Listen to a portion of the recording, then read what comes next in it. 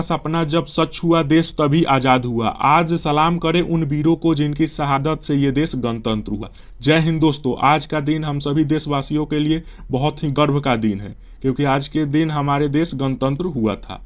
तो चलिए गणतंत्र दिवस से कुछ महत्वपूर्ण प्रश्न डिस्कस कर लेते हैं, जो कि आपके आने वाले एग्जाम के लिए बहुत ही इंपॉर्टेंट है। फ्रेंड्स, सारे क्वेश्चन हमने एग्जाम ओरिएंटेड और सिलेक्टेड लिए हैं, ताकि आपके आने वाले एग्जाम में हेल्प हो सके। इसलिए वीडियो को बिना स्किप किए अंत तक बने रहिएगा। तो चलिए शुरू करते हैं पहले प्रश्न से। तो पहला प्रश्न है हमारा, 26 जनवरी 2022 गणतंत्र दिवस में कौन सी वर्षगांठ मनाई गई या मनाई जाएगी? तो इसका आंसर हो जाएगा आपका ऑप्शन नंबर सी, 73वीं वर्षगांठ मनाई जाएगी। ध्यान में रखिएगा। बढ़ते हैं अगले प्रश्न की ओर।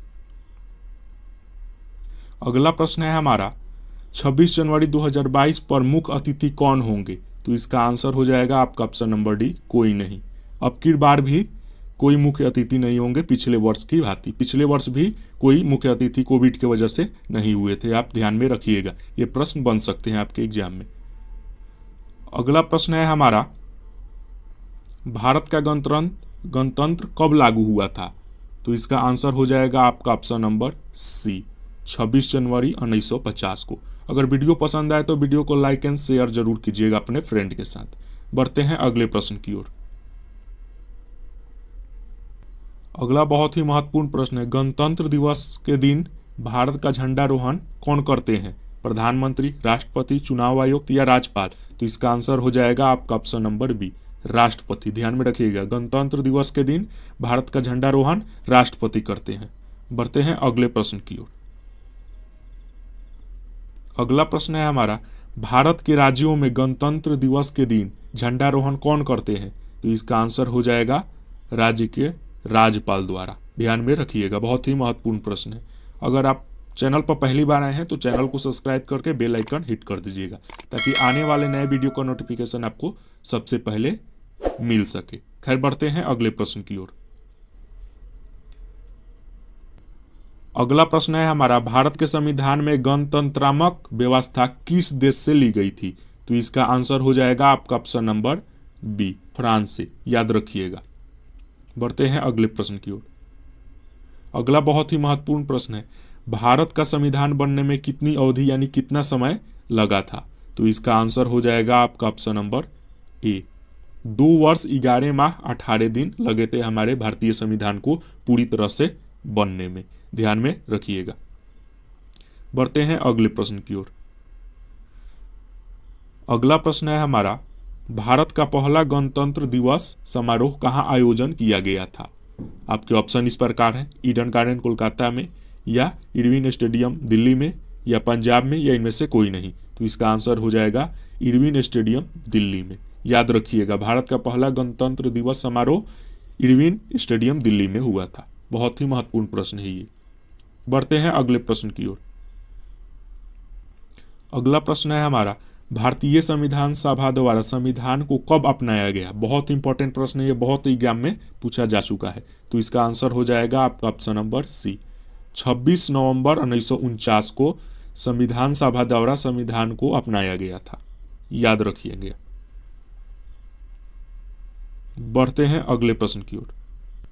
अगला प्रश्न है हमारा, भारत के पहले गणतंत्र दिवस के मुख्य अतिथि कौन थे? तो इसका आंसर हो जाएगा आपका ऑप्शन नंबर बी, इंडोनेशिया के राष्ट्रपति सुकरानो थे। ध्यान में रखिएगा, भारत के पहले गणतंत्र दिवस के मुख्य अतिथि इंडोनेशिया के राष्ट्रपति सुकरानो थे। याद रखेंगे आप। बढ़ते हैं अगले प्रश्न की ओर। अगला प्रश्न है हमारा, भारत के राष्ट्रीय ध्वज का क्या नाम है? ऑप्शन इस प्रकार है, हिंदुस्तान, झंडा, फ्लैग या तिरंगा? तो इसका आंसर हो जाएगा आपका ऑप्शन नंबर डी, तिरंगा। ध्यान में रखिएगा, भारत के राष्ट्रीय ध्वज का नाम तिरंगा है। बढ़ते हैं अगले प्रश्न की ओर।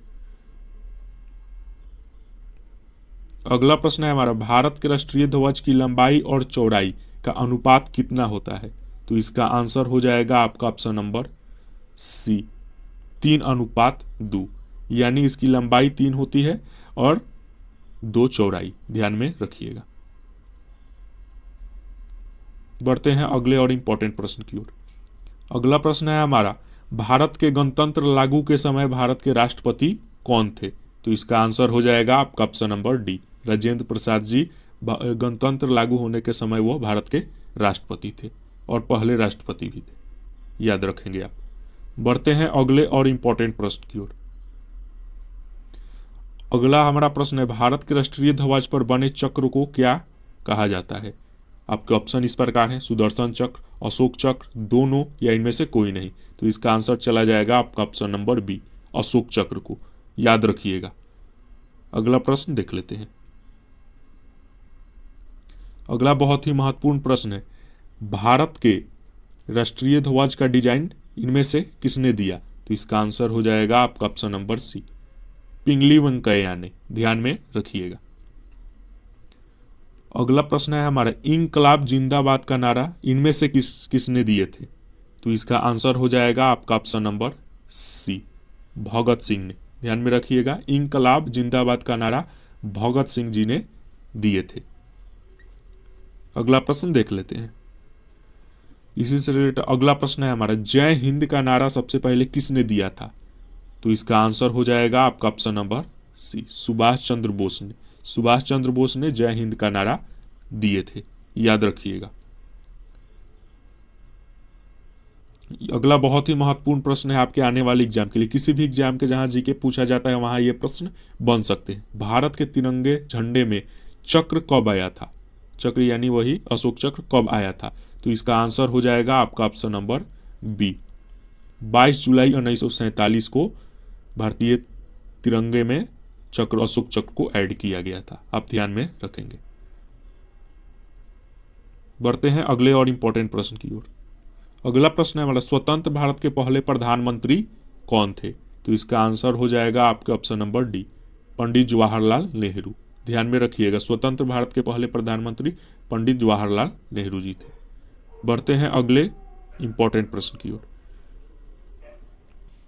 अगला प्रश्न है हमारा, स्वतंत्र भारत के पहले गृह मंत्री कौन थे? तो इसका आंसर हो जाएगा आपका option number B, Sardar Vallabh भाई पटेल जी स्वतंत्र भारत के पहले गृह मंत्री थे, ध्यान में रखिएगा, होम मिनिस्टर थे फ्री इंडिया के। बढ़ते हैं अगले, इसी से रिलेटेड प्रश्न है हमारा, स्वतंत्र भारत के रक्षा मंत्री कौन थे? यानी फ्री इंडिया के डिफेंस मिनिस्टर कौन थे? तो इसका आंसर हो जाएगा आपका option number B, Baldev Singh ji स्वतंत्र भारत के पहले रक्षा मंत्री थे, ध्यान में रखिएगा। अगर वीडियो पसंद है तो शेयर जरूर कीजिएगा फ्रेंड के साथ। फिर बढ़ते हैं अगले प्रश्न की ओर। अगला प्रश्न है हमारा, भारत के राष्ट्रीय गान जन गण मन के लेखक यानी रचयिता कौन है? तो इसका आंसर हो जाएगा आपका option number B, Rabindranath Tagore ji भारतीय राष्ट्रीय गान जन गण मन के लेखक थे। बढ़ते हैं अगले प्रश्न की ओर। अगला प्रश्न है हमारा, भारत के राष्ट्रीय गीत यानी वंदे मातरम के लेखक या रचयिता कौन थे? तो इसका आंसर चला जाएगा आपका ऑप्शन नंबर बंकिम चंद्र चट्टोपाध्याय यानी चटर्जी जी को राष्ट्रीय गीत वंदे मातरम उन्हीं ने लिखा था। बढ़ते हैं अगले और इंपॉर्टेंट प्रश्न की ओर। स्वतंत्र भारत के पहले कानून मंत्री कौन थे? तो इसका आंसर हो जाएगा आपका option number C, Bhimrao Ambedkar ji, याद रखिएगा। स्वतंत्र भारत के पहले कानून मंत्री law minister doctor Bhimrao Ambedkar ji थे, याद रखिएगा। सारे प्रश्न एग्जाम ओरिएंटेड लिए गए हैं इस वीडियो में। बढ़ते हैं अगले प्रश्न की ओर। अगला प्रश्न है हमारा, स्वतंत्र भारत के शिक्षा मंत्री कौन थे? तो इसका आंसर हो जाएगा आपका option number A, Maulana Abul Kalam Azad ji, ध्यान में रखिएगा, स्वतंत्र भारत के पहले शिक्षा मंत्री थे। बढ़ते हैं अगले प्रश्न की ओर।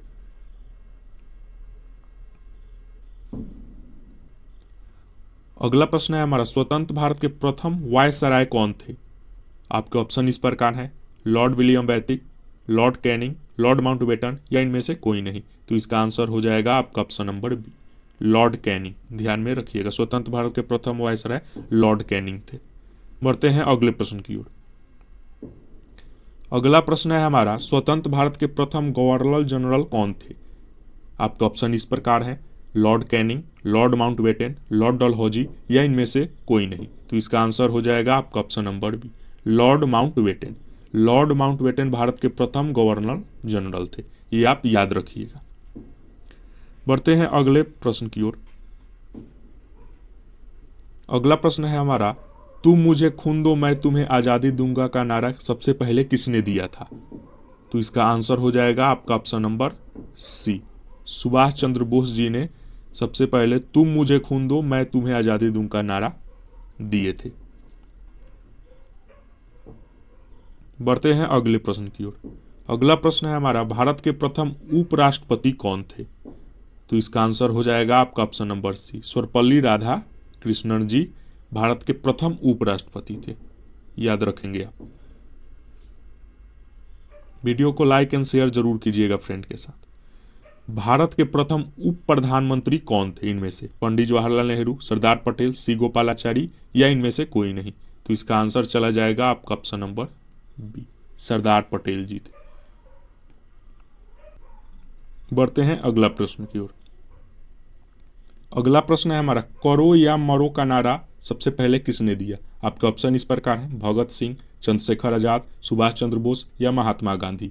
तो इसका आंसर हो जाएगा आपका option number D, Mahatma Gandhi ji ने करो या मरो का नारा दिए थे, याद रखिएगा। बढ़ते हैं अगले प्रश्न की ओर। अगला प्रश्न है हमारा, स्वतंत्र भारत के अंतिम गवर्नर जनरल कौन थे? तो इसका आंसर हो जाएगा आपका ऑप्शन नंबर सी, सी गोपालाचारी। ध्यान में रखिएगा, भारत स्वतंत्र भारत के अंतिम गवर्नर जनरल सी गोपालाचारी थे। अगला प्रश्न देख लेते हैं। अगला प्रश्न है हमारा, स्वतंत्र भारत के पहले वित्त मंत्री कौन थे, यानी फाइनेंस मिनिस्टर कौन थे? तो इसका आंसर हो जाएगा आपका ऑप्शन नंबर बी, आर के समुखम सेठी। याद रखिएगा, स्वतंत्र भारत के पहले वित्त मंत्री यानी फाइनेंशियल मिनिस्टर थे। बढ़ते हैं अगले प्रश्न की ओर। अगला बहुत ही महत्वपूर्ण प्रश्न है, भारत के राष्ट्रीय ध्वज पर बने चक्र कहाँ से लिया गया? तो इसका आंसर हो जाएगा सारनाथ के अशोक स्तंभ से। यहाँ टाइपिंग एरर है, अशोक स्तंभ से लिया गया था भारत के राष्ट्रीय ध्वज पर बने अशोक चक्र। ध्यान में रखिएगा। तो आज का प्रश्न यही समाप्त हुआ। मिलते हैं नेक्स्ट वीडियो में, तब तक के लिए God bless you, take care and Jai Hind.